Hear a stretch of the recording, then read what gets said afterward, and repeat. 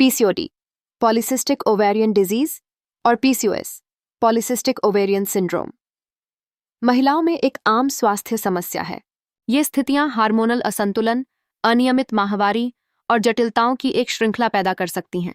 ऐसा होने पर महिलाएं अक्सर एक महत्वपूर्ण समस्या का सामना करती हैं।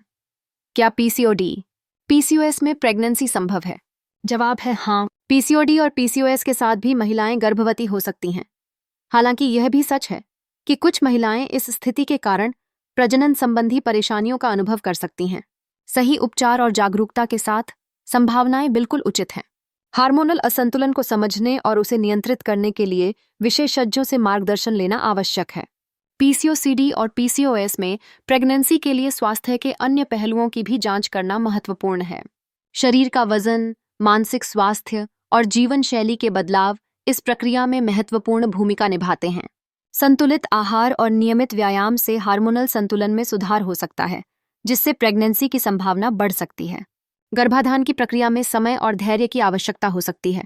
यदि प्राकृतिक गर्भाधान नहीं हो रहा है, तो चिकित्सा प्रक्रिया जैसे कि आईवीएफ, इन विट्रो फर्टिलाइजेशन का सहारा लिया जा सकता है।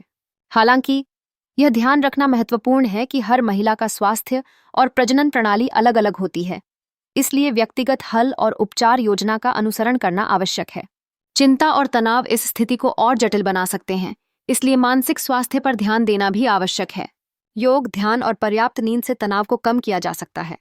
यह अच्छे हार्मोनल संतुलन को बनाए रखने में भी मददगार हो सकता है। अंततः पीसीओडी और पीसीओएस के बावजूद प्रेगनेंसी की संभावना संभव है। उचित देखभाल, विशेषज्ञ की सलाह और जीवन शैली में बदलाव के माध्यम से कई महिलाएं गर्भवती होने में सफल हो रही हैं। ज्ञान और सकारात्मक सोच के साथ इस यात्रा को अपनाना महत्वपूर्ण है।